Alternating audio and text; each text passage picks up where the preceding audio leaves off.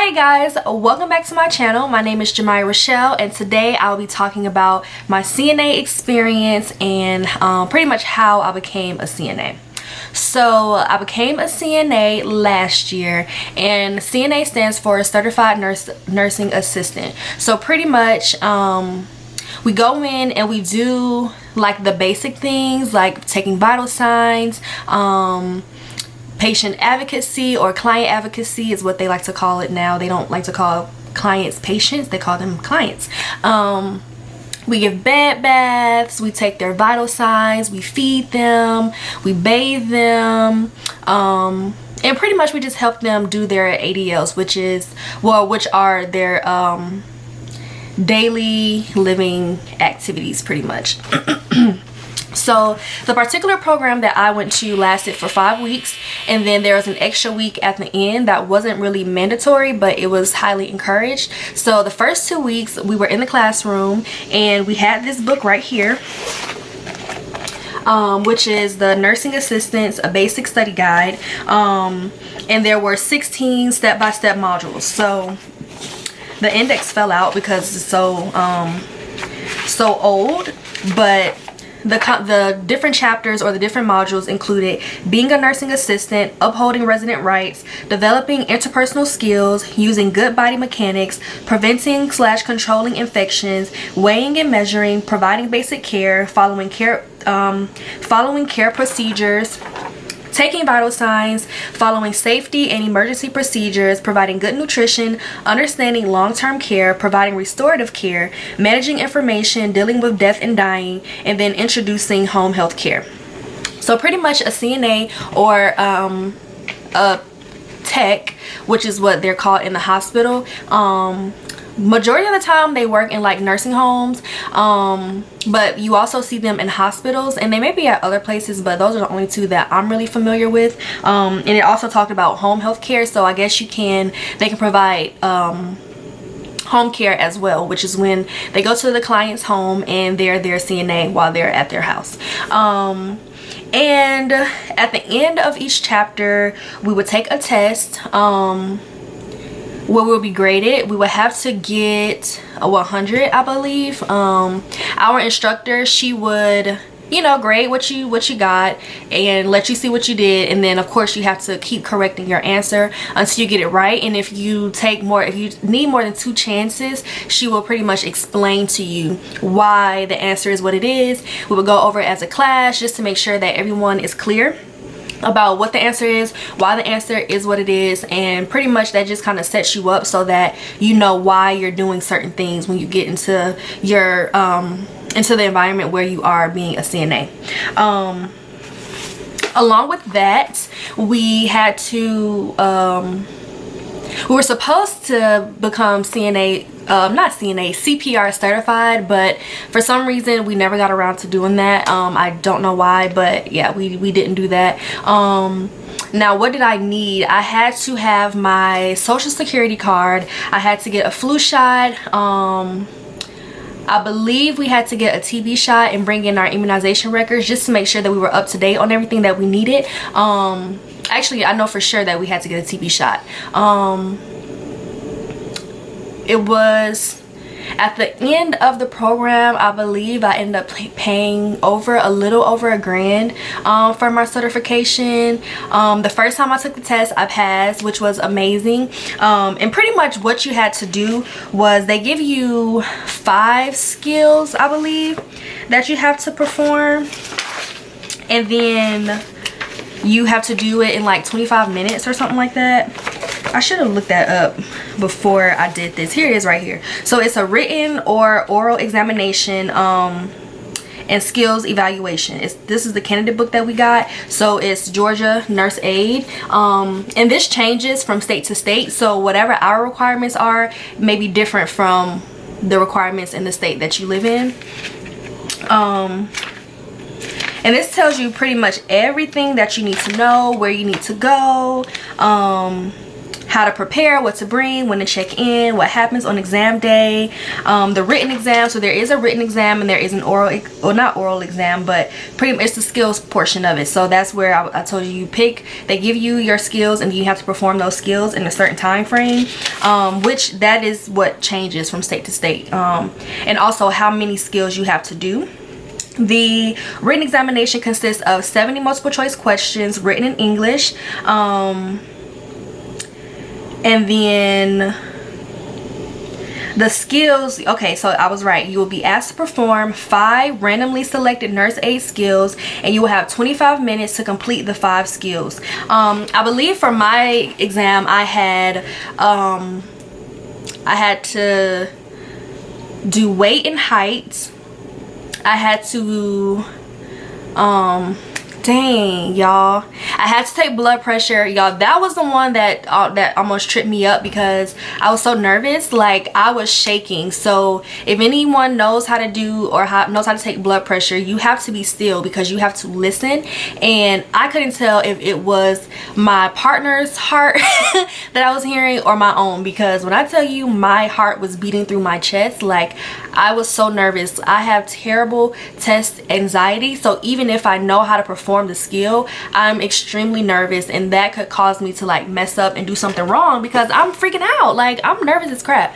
So that was the problem with that. So I had to do that one. I had to do feeding, which was easy. I had to do PPE.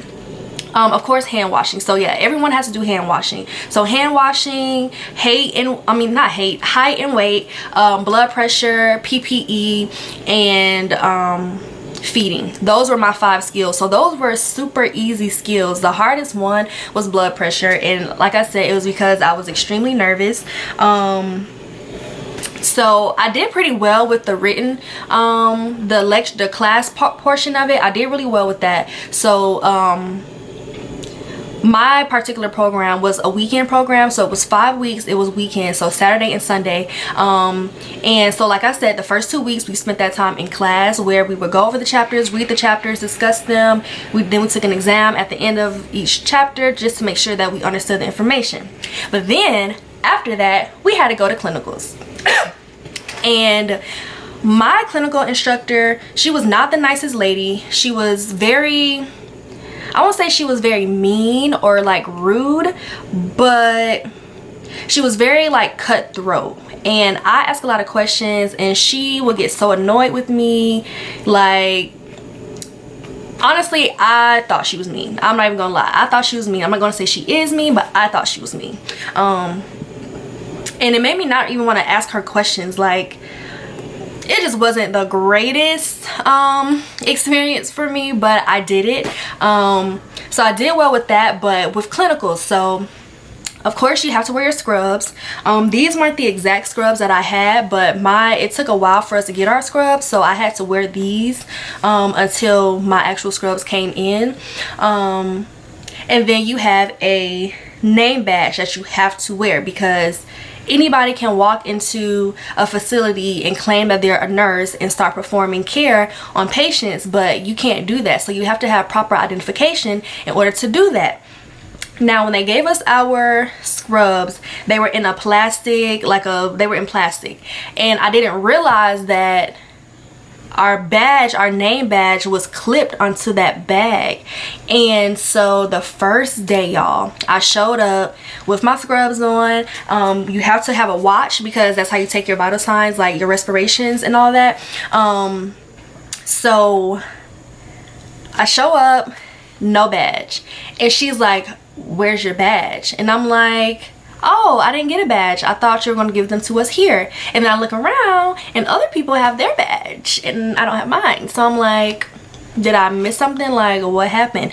And she was like, "It was on the plastic that I gave you your scrubs in." And I'm like, oh my gosh, like I got dressed. Well, I didn't get dressed in the dark. Like I had my scrubs out, but I wasn't looking at that plastic. So it was still attached to the plastic at home. So the entire day, it was me and 2 other girls. We didn't have ours.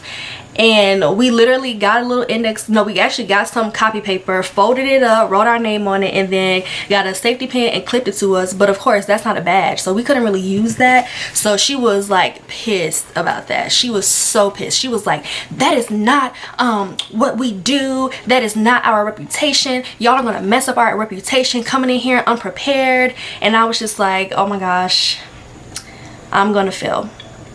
Like, that's it, I failed. And then on top of that, the other two girls who didn't have their badge, they were late. Now I wasn't late, but they were late, and so she was just not happy with that. But anyway, once you're at clinicals, you have to so like I said, you come prepared. You have your scrubs on, you have your watch, you have your non-slip shoes, your non-slip white shoes. I have mine. They're actually the shoes that I use for nursing clinicals now, but I'm getting some more because they're dirty and I don't like them. They're not comfortable.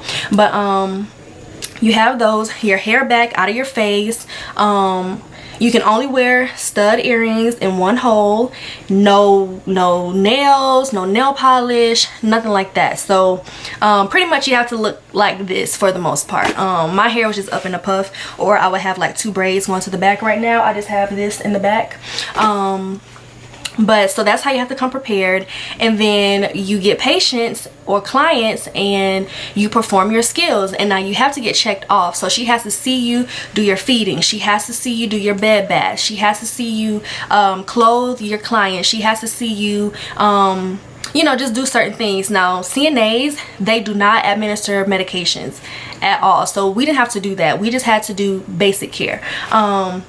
Keeping their room clean, putting their clothes on, bathing them, make sure they eat, giving them baths, changing their chuck, changing their, we don't want to call it a diaper, but I forget what you call it, but we had to change that, make sure that they were clean at all times, they smelled nice, you know, pretty much all those things. So it was maybe like 12 of us, so she would, you know, go around, watch every single last one of us do certain things, which was rough, y'all, because she was one of those instructors where she's like in your face, like, what are you doing? You gotta get in there, you gotta get it, you gotta get it, you gotta get in there, like she's in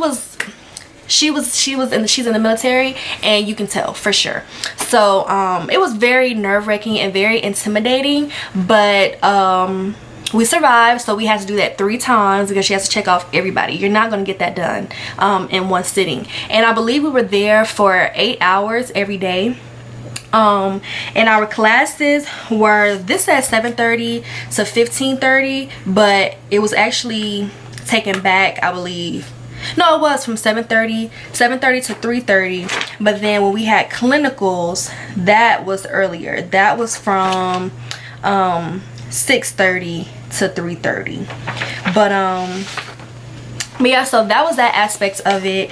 And then, so I showed you all these things. This is the calendar that we had. So January 2018, and we graduated February 2018, and our graduation date was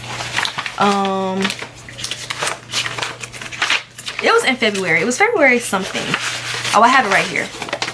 Our graduation date was February 10th of 2018. So we actually had to go another week, an extra week, to prepare for the actual BLS exam. They did provide us with a person who would come in and help us. That was another story in itself, but that was an additional weekend that we had to go there for. We had to pay for that. It was not free. And then you have to pay for your exam. That was another story because they changed over from one system to a new system, and then it was pretty hard trying to find, you know, a date that would fit. It's just been a mess. But I am CNA certified. I have not practiced under my license. At the time when I took it, I was not in nursing school. I hadn't been accepted into nursing school, but that summer I was accepted into nursing school. So I didn't have to use it, but I do believe that being CNA certified and practicing with your license will give you an advantage in nursing school, only because you get comfortable with being around patients, and you get comfortable with performing those skills that are needed. You also understand what it feels like to be a tech or a CNA, and they tell us that no one is around the patients more than a nurse, but no one is around the patient more than the tech, okay? the tech and then the nurse. So both roles are advocates for the patients or the clients. So I feel as though it is helpful to, you know, get in that field, get your practice in, and be good with performing those basic skills, so that when you actually get into nursing school, it's not like you're learning everything all at once. You already have the basics down packed, so now you can learn how to administer medication. You can learn your values, you can learn your labs, all those things. So at our actual graduation, I received my certificate. Yay! And then I also received the highest academic average. I had a 96 in the class. It was me and another girl. We both had a 96% grade average. So that was nice. And the other things are just terms and conditions of attendance, classes, clinical policies, procedures. Pretty much just stating that, you know, you understand the policies, you understand the rules, the class attendance, that you have to be there for each class, that you have to attend clinicals, you can't miss the clinicals, you have to pass clinicals, you have to get checked off. And so here are the clinical requirements for the center that we were at: seasonal, well, your flu shot, your TB test, and then a background check. So you can't have no felonies, you cannot have any felonies to do this. And I'm not sure if that's for everyone, but that is for that specific facility that we were doing our clinicals at. So it was actually a nursing home that we went to. And doing my CNA like program, it really turned me off from wanting to work in a nursing home, because it just wasn't the greatest experience. I mean, I know that it's hard work. Like, it's hard being a nurse, it's hard being a tech, it's hard caring for patients because it's so much, but it just wasn't the greatest experience. And then we did get these flashcards that came in the booklet. So it did tell you basic things like your pain assessment skill, assessment tool. It told you your conversions for weight, well, not conversions but abbreviations, activities of daily living, which are ADLs, and just different abbreviations that you would need to know and understand. Your body parts, time, because, you know, in the medical field they use military time, which is a 24-hour clock. So you don't say, you know, 7A to 7P. It's more like 700 to 1900. So, you know, that's just what that is. But overall, my CNA experience, I mean, it wasn't the greatest, but it wasn't the worst. I survived. I learned my skills. I passed. I am CNA certified. Do I use my license? No, I do not. Do I recommend using my license? I do. Will I do it? I think I will. I'm considering that right now. I do have a job in nursing school. So I just feel like having 2 jobs would be a lot, because having 1 job is a lot. But that is all for this video, y'all. If you have any questions, please leave them down below, and I will see you guys in my next video. Bye, guys.